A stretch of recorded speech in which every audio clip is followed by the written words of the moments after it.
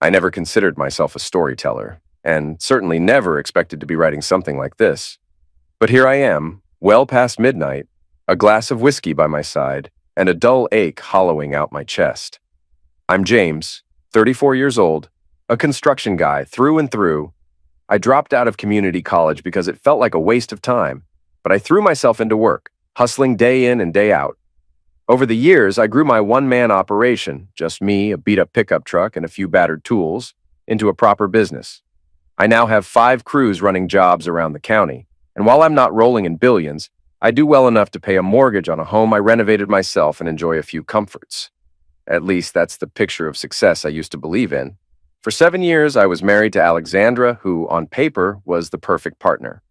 She's 32, with dark hair she wears in a clipped-back style during the work week, and loose waves on weekends. She used to be bright and ambitious, the type who graduated top of her class at law school. I helped her get there, paid her tuition, covered our rent, took extra jobs so she wouldn't worry about student loans. It was a partnership, or so I thought. My reward? Hearing her plan in secret to divorce me, take half of everything, and ride into the sunset with another man. That discovery shattered my world like a wrecking ball.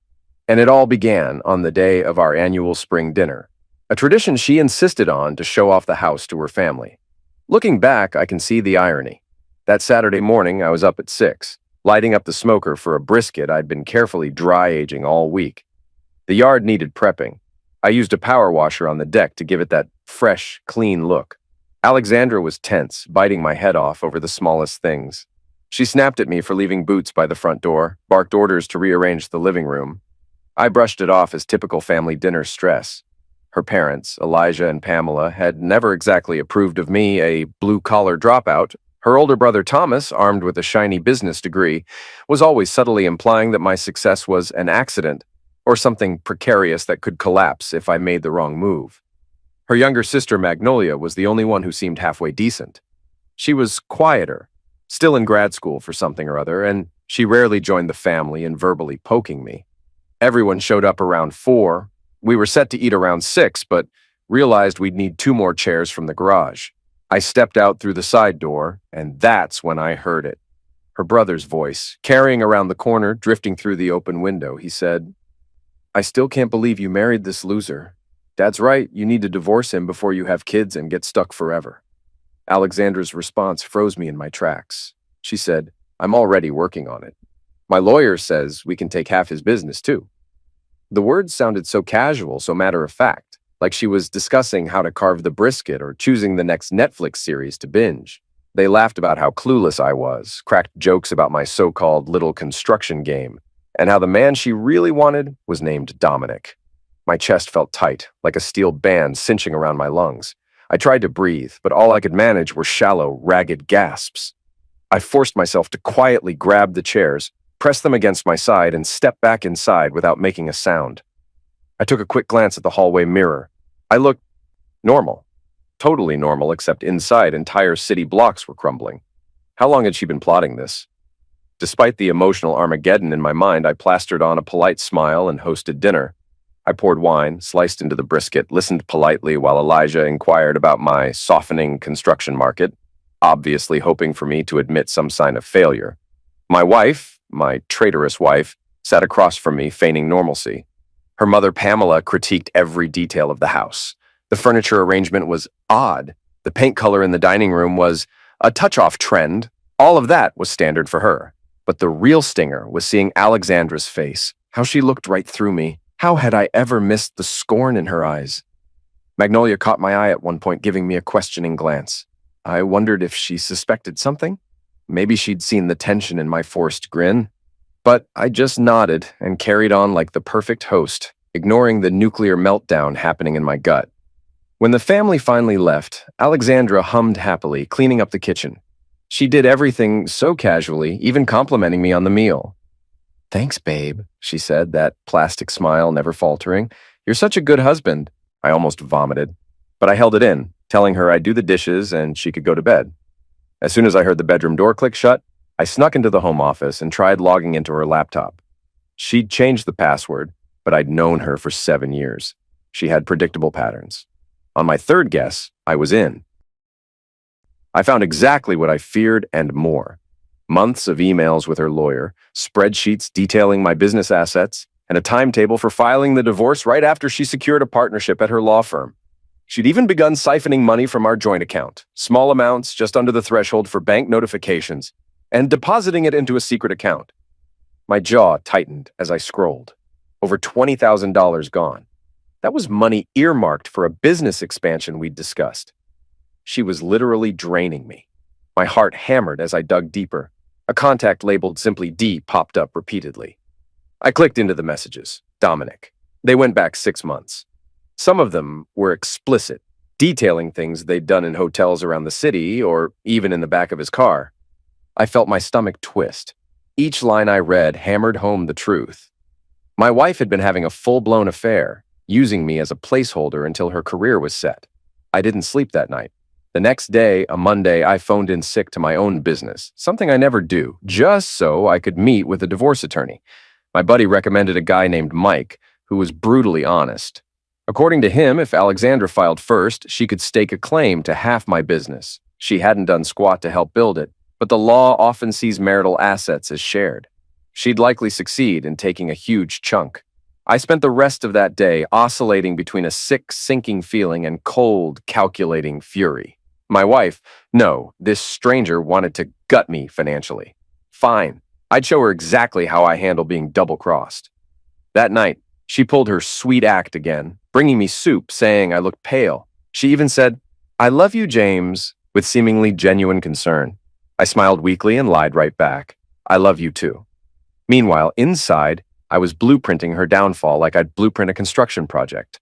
I had a new objective now: protect myself at all costs. I started by calling my accountant, Frank, for an emergency meeting. I suspected Alexandra might try to manipulate my business books, and sure enough, Frank was already wary. Alexandra had contacted him recently, asking innocent questions about valuations and procedures. From Frank's perspective, she'd done just enough to set up a suspicious paper trail. Minor discrepancies that, if unearthed, would paint me as either incompetent or malicious in handling funds. None of it was illegal, but it could drag out a divorce with endless forensic accounting. We spent hours cleaning up every record, paying off outstanding equipment loans, documenting that Alexandra had no official role in the company's day-to-day. By the time we were done, my head pounded. But I felt a surge of grim satisfaction. She wanted to bury me with shady paper trails? Well, I'd just cleared them up. I then swung by the bank. Another hunch paid off. She'd applied for a home equity line of credit on our house, which was technically in both our names, but primarily paid for by me with pre-marriage savings. If that HELOC went through, she'd have quick access to $200,000, saddling me with half the debt. I canceled it on the spot. When I got home, I took an even more questionable step: bugging our house. In my state, it was legal for me to record in my own residence, but it still felt dirty. I planted small devices in the living room and our bedroom, plus a discreet camera in the home office. Desperate times, desperate measures. That very night, I heard her taking a hushed call with Dominic. She told him to be patient, that I didn't suspect a thing, and that I was still clueless enough to eat up her concerned wife routine. My fist clenched so hard my knuckles turned white. I wanted to burst in, scream, throw her out, but rage is seldom wise if you want the upper hand. So I let her finish. Let her think I was as dense as her father always implied. The next morning, I accidentally left blank divorce papers on my nightstand. She must have noticed because when I came back from the shower, they'd shifted, but she didn't say a word. I headed to work and continued making phone calls. Through business contacts, I dug up information about Dominic. He was a wealthy friend of Thomas, my brother-in-law. It turned out Dominic had been at a few family events I'd missed because I was too busy working. The puzzle pieces fit too well, like a hideous jigsaw of betrayal. She'd apparently reconnected with him in some official capacity and resumed their old college fling. It was a long game. This wasn't a drunken one-night stand. It was months of careful, methodical planning.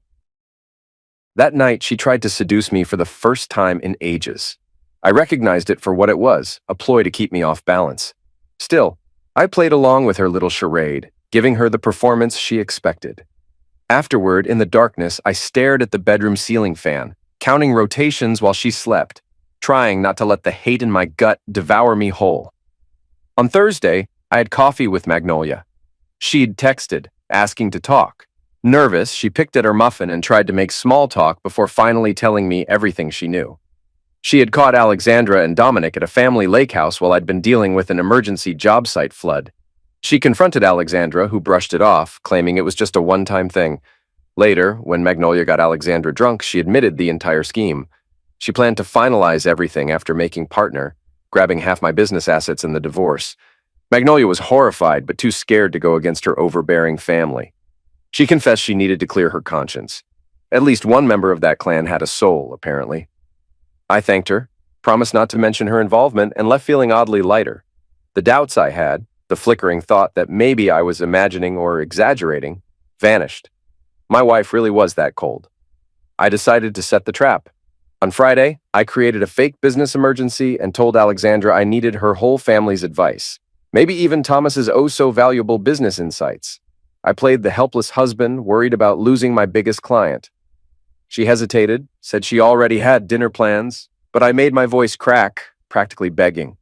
Hook, line, and sinker, she agreed. All day Friday, I prepared like I was building scaffolding for the biggest job of my career.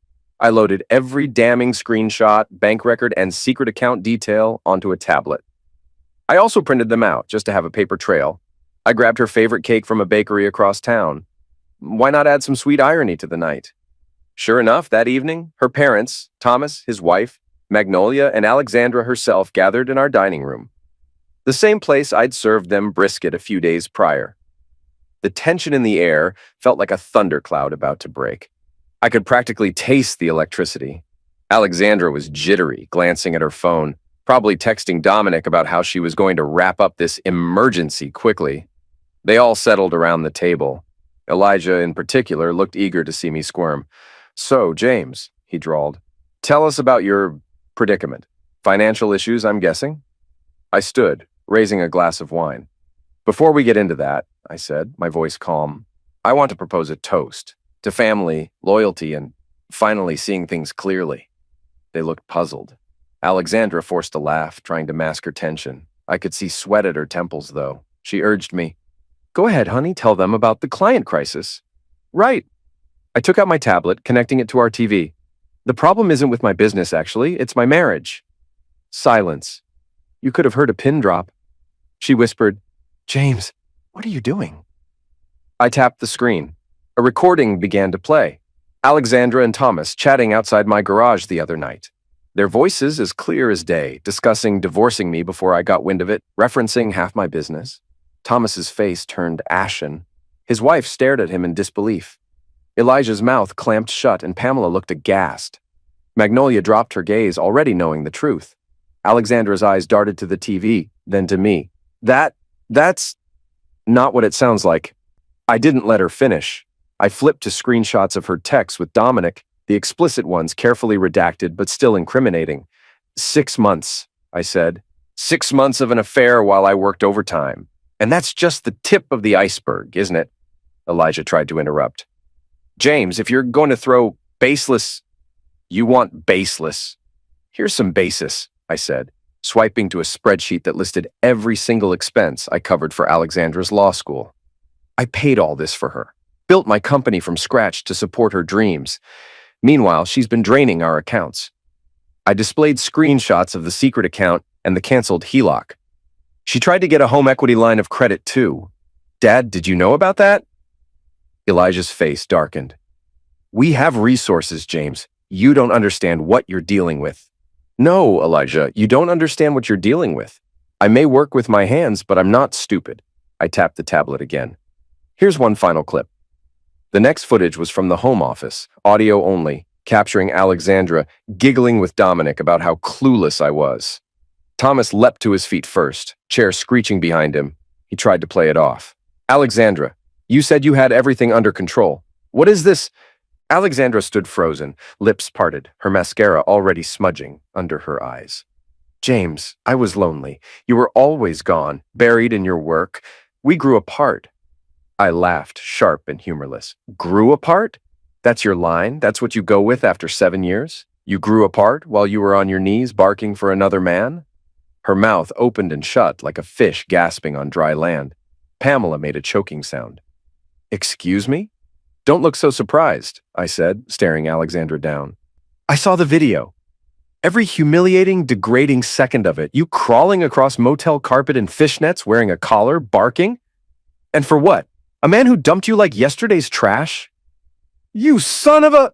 Elijah barked, stepping between us. That was private. You had no right.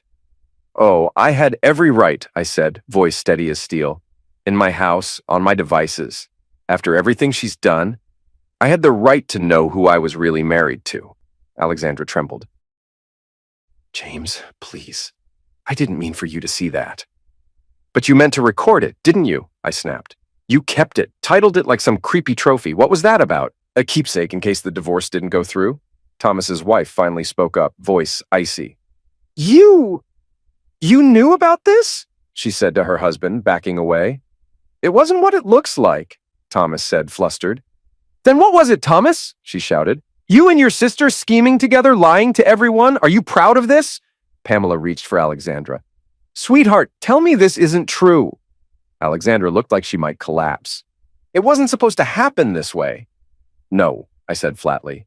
It was supposed to happen behind closed doors, in courtrooms where you'd paint me as the villain while you walked away with half of everything I bled for. You and your dog collar. Elijah puffed out his chest. You bastard. You're humiliating her.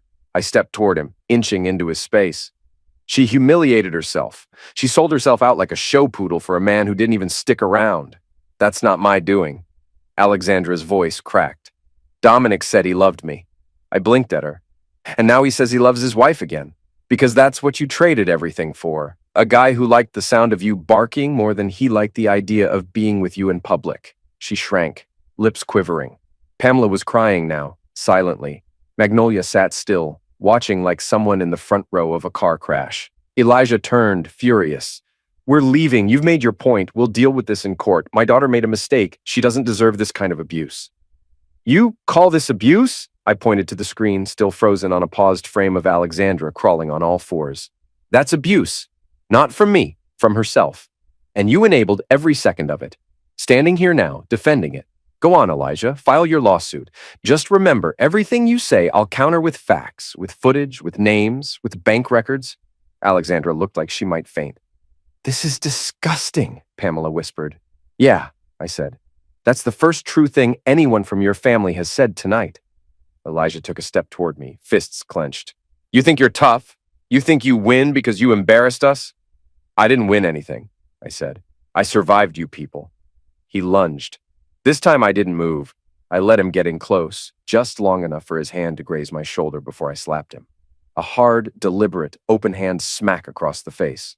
He stumbled back into a chair, gasping, stunned. Pamela screamed. Magnolia flinched. Alexandra covered her mouth, eyes wide. I should call the cops, I muttered. But I'm feeling generous tonight. One chance. All of you out. Thomas dragged his dad to his feet, muttering curses. Pamela grabbed the bags. Magnolia rose quietly. As they turned to leave, Alexandra stood there crying. Where are you going to go? She whispered. I grabbed my overnight bag from the corner. Already got a hotel. I'll come back for the rest of my things tomorrow. When you're gone. You planned this? She asked. I nodded. I learned from the best, didn't I? Then I walked out, ignoring her shouting, You'll regret this! My father wasn't bluffing about lawyers. I spent that night in a hotel, sleeping deeper than I thought possible after such a confrontation. I woke in the morning, secured a small apartment near my workshop, and moved out. I took my essentials, clothes, tools, pictures, my dog's bed, and toys. The dog seemed relieved. It's amazing how animals sense tension. Days passed. I kept my phone off for a while, needing space. When I finally turned it on, I had 47 messages from Alexandra, each more desperate than the last. The first were angry. How dare you humiliate me? Then the tone shifted to pleading. I'll do therapy. I'll cut off my family. Just talk to me. By the final message, she was in utter despair. Dominic had ended things, apparently deciding to try and salvage his own marriage. She was alone. She even wrote, I have nobody now. I felt, not happiness, exactly. A grim satisfaction, maybe. But mostly I felt tired, like finishing a job for a client who would never appreciate the work you put in. I responded only once, telling her I'd already sent the divorce papers, and she should direct any future contact through my lawyer. Then, I blocked her. Then, out of the blue, I was going through some files on a backup drive, ones I'd taken from her laptop, and I found something that made me literally gag. It was a video file labeled with a random string of numbers. No title, no description. I clicked it out of curiosity, expecting maybe more evidence of financial scheming. Instead, the screen flickered to life in grainy hotel room lighting, and there she was, Alexandra. On all fours, knees pressed into ugly beige carpet, dressed in nothing but a black collar around her neck and some kind of mesh lingerie. Her hair was tousled, makeup smudged like it had been hastily applied and forgotten. She wasn't crying. She wasn't forced. She was smiling. She looked up at someone behind the camera, Dominic. I'd bet every dollar left in my account, and said in a voice I hadn't heard from her in years, "Do you want me to beg?" The man's voice, deep and mocking, said, "No, I want you to bark." She laughed, bit her lip, and barked. Once, twice. Then she dropped her jaw, panting, eyes locked on the camera like some twisted parody of obedience. I hit pause. A cold sweat coated my neck. My hands trembled over the trackpad. I didn't want to watch more, but I had to. Some sick part of me needed the confirmation. I hit play. Dominic snickered. "Good girl, now crawl!" And she did. Across the carpet, dragging herself forward like a pet, heels kicked off behind her, her rear swaying deliberately. "You're such a good master," she whispered at one point before letting out another soft bark. I slammed the laptop shut, stood up so quickly the chair screeched across the floor behind me. I was shaking, mouth dry, nausea rolling through my gut like waves during a storm. My temples pounded, fingers twitching as if they didn't know what to do with themselves. I went to the sink and splashed cold water on my face, gripping the edges of the counter just to steady my breathing. She had called me boring, had said we were growing apart. Meanwhile, she was crawling across cheap motel carpet, panting on command. A laugh broke from my throat, short and sick. A single, barking sound. I wasn't even sure if it was a laugh or a sob. I went back to the laptop, opened the file again, forced myself to watch the whole thing from start to finish. 8 minutes and 42 seconds. Alexandra on her knees, Dominic directing her like some twisted theater director. Her obeying like it was the highlight of her life. I didn't cry, didn't scream, didn't punch anything. I just watched. And when it was over, I sat there in the silence, wondering how many times she had done this, how many hotel rooms, how many callers, how many lies. I thought of every time she rolled her eyes when I left boots near the door, every sigh when I asked if she wanted to go out to dinner, every condescending smile she gave when I explained something about my business, like she was too polite to say it, but too proud to hide it. And this was what she turned into when I wasn't looking. No wonder she treated me like a fool at home. I tried to push that out of my mind, focusing on rebuilding. I kept working, signing new clients, living alone in my modest apartment. My dog was my companion, quietly bearing witness to my gloom. Magnolia texted me occasionally, telling me Elijah was in a rage, threatening lawsuits. Dominic apparently ghosted Alexandra, leaving her frantic. At one point, Magnolia wrote that Pamela was urging Alexandra to move back in with them, but Elijah was so furious about the scandal that he wanted her to fix it somehow. Who knows? Weeks went by. My lawyer, Mike, told me that everything was proceeding. Alexandra was apparently waffling on whether to fight for half my business or sign an uncontested divorce. Then, out of the blue, he got a call from Dominic's wife, Rachel, who compared notes on all the shady dealings Dominic and Alexandra had engaged in. That gave me more ammunition in the divorce negotiations. I thought I was nearing closure. Then, one evening, when the sky was streaked pink and orange and I was just finishing dinner, there was a loud knock at my apartment door. I looked through the peephole and nearly choked. There stood Alexandra, with her father Elijah looming behind her, arms crossed, and her mother Pamela carrying a suitcase. Alexandra had 2 suitcases of her own. Her eyes were puffy, face pale. She looked less put together, hair limp and clothes loose. She knocked again, a hollow urgency in her expression. My pulse kicked up in annoyance. I opened the door but didn't move aside to let them in. "James!" Elijah barked, as though I owed them a welcome. "We need to talk." I fixed them with a cold stare. "And who said you could just show up here?" Pamela sniffed, as if the hallway of my apartment complex smelled foul. "We're here to resolve the matter of your marriage." I couldn't help but laugh. "Marriage? Pretty sure I filed those papers weeks ago. Get a lawyer if you have something to say." Elijah's face contorted. He glanced at Alexandra, who looked down at her feet. Finally, she raised her gaze, tears brimming. I, I'm pregnant, James, she whispered. That moment felt like the floor dropped out from under me. My lips parted, but no words emerged at first. I stared at her belly. She didn't look pregnant. Maybe it was too early. Maybe she was lying. Or maybe she was telling the truth, but the baby was Dominic's. Pamela inserted herself. It's your responsibility to take care of her. You're still legally married, and my daughter is carrying your child. Finally, I found my voice. It was shaky, but threaded with anger. Are you kidding me? You want me to believe that's my kid? She's been with Dominic for half a year. Watch your mouth, Elijah snarled, stepping forward. A real man stands by his wife. I always knew you were no real man, just a petty con artist in a hard hat. I let out a sharp bark of laughter. You want me to stand by her after what she did? After I literally found a video of her on all fours wearing a collar for Dominic, barking like a... Alexandra choked on a gasp, face turning red. She shot a mortified glance at her parents, but Elijah exploded. How dare you speak that way? That was a mistake she made out of confusion. You call it confusion? I call it being a cheat. She's got some nerve to show up here demanding I take responsibility for a baby she probably conceived with another man. Elijah's fist clenched. Shut your filthy mouth! He lunged toward me, slamming his open palm into my chest. I stumbled back a step, but kept my footing.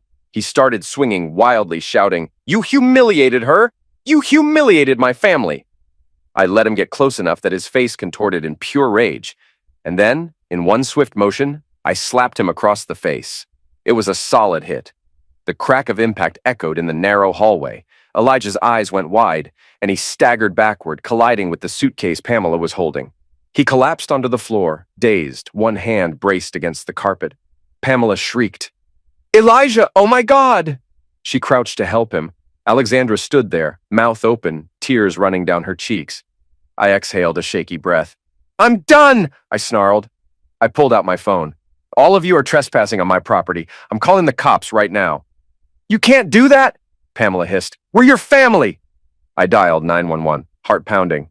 Yeah, I said into the phone. I have trespassers who attacked me. Please send officers. I gave them my address. The operator's voice was calm, asking if there were weapons. I said no, just an assault. Alexandra stared at me in shock. Elijah tried to get up, leaning on Pamela, rage burning in his eyes. But he didn't try to come at me again. I could hear the dispatcher's voice faintly. Units have been dispatched. I hung up. A heavy silence pressed in, broken only by Alexandra's ragged sobs. Her father glowered at me from the floor, his chest heaving. You'll regret this, he spat, more of a broken rasp than a roar now. I glared right back. My face felt hot, my body shaking from adrenaline. No, I said quietly, letting the venom seep into my tone. You regret coming here thinking I'd fall for this charade. The baby is not my problem. Not until there's a DNA test. Now get out. They didn't move. Alexandra's lips trembled. James, please, I pointed at the door again, stepping back inside my apartment and letting it slam behind me. Through the peephole, I saw them remain in the hallway, father rubbing his reddened cheek, mother glaring at my closed door. Alexandra bent over her suitcases with tears in her eyes. Sirens wailed in the distance. I could practically feel the tension radiating from them. They knew the cops would be here soon, and so they scooped up their luggage and hurried toward the elevator. Elijah limping, Pamela whispering frantic admonitions. Alexandra lingered for a split second, gave one tearful, helpless glance at my door, then followed them. The tears in her eyes did nothing to stir compassion in me. And that's where I am now, where the story for the moment ends. Standing in my apartment, fists clenched, adrenaline pumping, waiting for the police to arrive and file a report about trespassing and assault. My father-in-law on the floor, my wife sobbing, claiming she's pregnant, demanding I take her back. The final storm of a marriage that was rotted from within. Maybe I'm the villain for letting my rage bubble over and humiliating them in return. Maybe she's the villain for orchestrating a divorce scheme and an affair. Truth is, in a situation this messed up, we might all be villains, but one thing's certain. I'm not going to be their victim ever again.